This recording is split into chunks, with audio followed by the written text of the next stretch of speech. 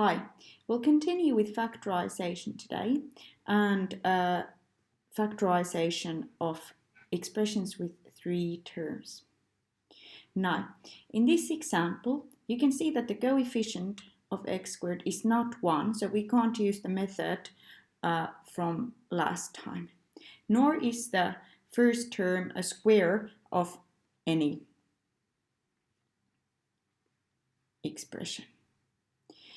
In this case, we'll have to use a different method. And that method starts with checking the coefficient of the first term and then the last term.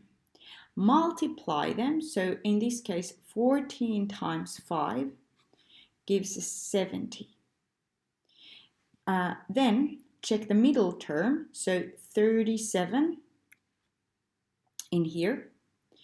And you should figure out two numbers so that their product would be 70 and their sum would be 37.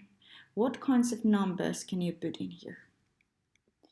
Well, 35 times 2 makes 70 and 35 plus 2 makes 37. So the numbers are 35 and 2. And what do we do with those numbers? Well, we'll split the middle term into 35x and 2x. And then we have a case of factorizing an expression with 4 terms, and we've done this previously. So we'll factorize the first 2 terms first, and 14 and 35 are both divisible by 7, and the lower power of x in these terms is x to the power of 1. So the common factor is 7x. Then think, what times 7x is 14x squared? Well, 2x times 7x is 14x squared. Then what times 7x is 35x? Well, 5 times 7x is 35x. Then do the same thing in here. But in this case, we can see that we don't 2 and 5 don't have any common factors.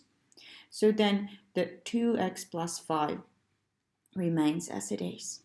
And you can see that now we have 2 terms in here, both of which contain 2x plus 5. So 2x plus 5 is the common factor for both of these.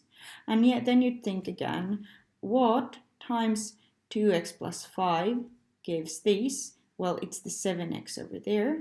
And what times 2x plus 5 makes 2x plus 5? Well, it's plus 1.